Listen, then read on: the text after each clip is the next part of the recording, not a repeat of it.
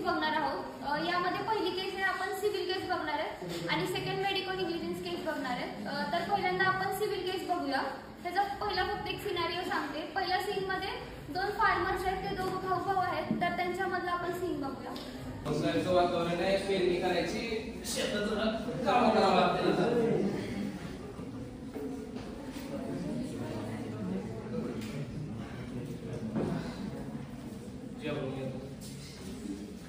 जेवायच्या नादामध्ये गाईला वैरण आणि जाऊन दिली। आपल्याला आपण वैरण देऊन होती, वैरण आणि पुढचे काम पुढचे बघू आपण। पुढे बघू चला बाबा वैरण देऊन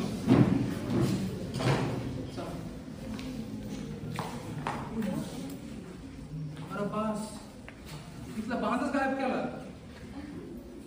मागच्या वर्षी 2 पार्ट काढले, या वर्षी पुरा बांधच गायब करून टाकलं। 100% रामायणच काम आहे। आमच्या रामायला नात्यानं सबक सांगावंच लागेल, त्याशिवाय ऐकणार नाही। पुढे हॅलो, हा बोल की रे, कुठं रे रामायण? आहे की इथं गावात? बोल की। गावात इकडे पहिले काय झालं? आवरात लगेच तू काय थांब फोनवर काय कुठं काय माझं रान आहे? रान म्हणजे इथं बांध होता, कुठे गेला हे काय बांध सरळच आहे? बांध ना दगड समोर आहे, तो दगड तिकडचा आहे, बांध इथं होता। अरे बांध इथंच आहे की। काल मी बघितलं वाकड्यात जाऊ नको, वाकड्याचा विषय नाही। माझा एका दाखवतो तुला, माझा पण इंगा आहे, आम्हाला पण दाखव दे का? काय बोलतो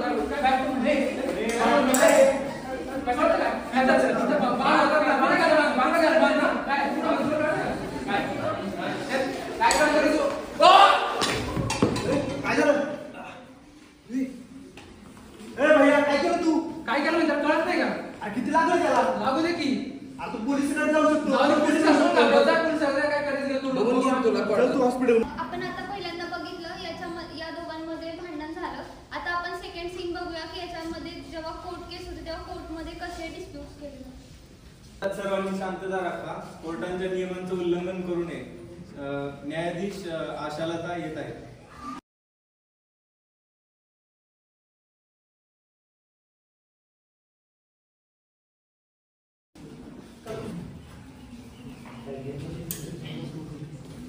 भैया गायकवाड विरुद्ध रमेश गायकवाड, लँड डिस्प्यूट केस, वकील पाटील विरुद्ध वकील कुंभार। आम्ही आमच्या क्लायंटची केस मांडण्याची परमिशन मागतो। मॅम, 15 जून 2025 रोजी शेतामध्ये भैया गायकवाड आणि रामू गायकवाड यांच्यामध्ये छोटासा वाद झाला। तो शेतीच्या वादात हा कायमच होत असतो, परंतु या वादामध्ये भैया गायकवाड यांनी खूप मोठा गुन्हा केला, परंतु या गुन्ह्याचा खूप गंभीर असे परिणाम झाले आणि त्यांनी धारदार शस्त्राने त्यांच्यावरती हल्ला केला। हा खूपच मोठा गंभीर गुन्हा आहे।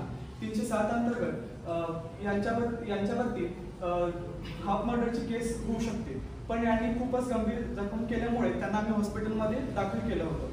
तर माझी कोर्टाकडे अशी इच्छा आहे की त्यांच्यावर योग्य तो गुन्हा व्हावा आणि यांना न्याय मिळवून द्यावा। यानंतर या घटनेचा प्रत्यक्षदर्शी साक्षीदार म्हणून मी समूह शिंदे यांना बोलवण्याची कोर्टाकडे परमिशन। साक्षीदार समूह हाजीर हो। साक्षीदार समूह, तुम्ही त्या दिवशी तेथे हजर होता? होय। तुम्ही त्या दिवशी काय पाहिलं ते कोर्टाला सांगा। मी शेताकडे जात होतो माझ्या काम करायला, त्यावेळी 2 भावंडांची भांडणं चालू होती, भैया गायकवाड आणि समूह गायकवाड। त्यांना म्हटलं भांडू नका बाबांनो, बांधावरून भांडणं चालू होती, पण त्यांनी काय ऐकलं नाही माझं। मग मी माझ्या रानात जाऊन काम करू लागलो। त्यांचं भांडण काय काम नाही।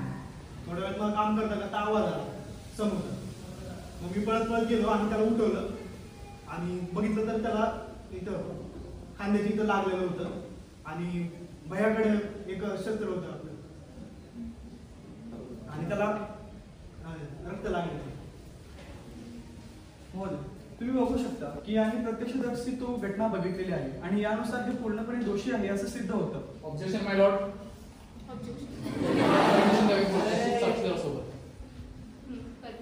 तुम्ही या घटना प्रत्यक्ष पाहिल्या का? प्रत्यक्ष तर नाही बघितली, पण काम करत असताना मला आवाज आला, मी गेलो तिथं। माय लॉर्ड, आपण आत्ताच बघितलं यांनी जे पूर्वीचं सेंटेन्स सांगितलं त्याच्यामध्ये असं दिसून आलं की हे स्वतः पहिला म्हणले की मी प्रत्यक्ष घटना पाहिजे, पण आता बघतात की मी ह्यांचा आवाज आला होता हे दोघं भांडण करताना। यावरून हे सिद्ध होतं की हा गुन्हा यांनी केलेला नसून हा यांच्या परस्पर वादातून झालेला आहे।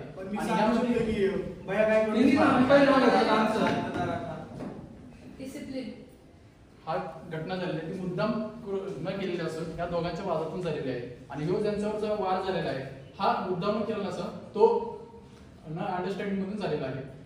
मी आपल्याला विनंती करतो की माझे जे क्लायंट आहेत त्यांना तुम्ही त्यांचं मत ऐकून घेण्याची परवानगी द्यावी. मॅडम जी काय सांगतो मला त्या दिवशी कामं होती मला, पण तरी वेळात वेळ काढून म्हटलं काहीसाठी काहीतरी चारा वगैरे घेऊन येऊ. मग चारा आणायला गेलो तर वावरात बघतो तर बांधच काय. आता बांध म्हणजे आता डोकं सरकून गेलं तर माझं काय करावं आता. तर मग मी भाई गायकवाडला फोन केला, कुठे म्हटलं तू. हो इकडे तुम्हाला मारायला लागला. माझ्या हाताला चाकू वाढला,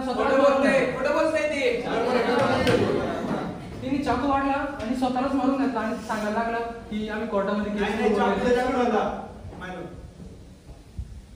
बस असं घडलं. मी काय केलं नाही, त्यांनी स्वतःला मारून घातला आणि मला फसवण्याचा प्रयत्न करतात. आमच्याकडे एकच एवढी अपेक्षा आहे की मॅडम त्यांनी जर हा जो वार झालेला आहे हा जर वार केलेलाच आहे असं जर त्यांचं म्हणणं असेल तर त्यांनी आम्हाला मेडिकल असं काहीतरी दाखवावं की हा वार त्यांनी केलेला आहे आम्ही सिद्ध करू. ऑब्जेक्शन माय लॉर्ड मी कोर्टासमोर काही पुरावे सादर करू इच्छितो.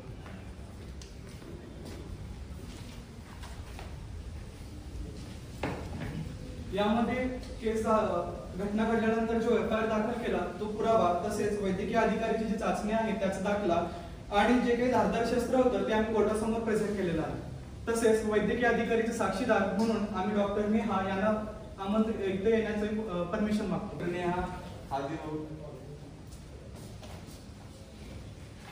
वैद्यकीय अधिकारी डॉक्टर नेहा, तुमच्याकडे रामू गायकवाड या पेशंटला ऍडमिट केलं होतं.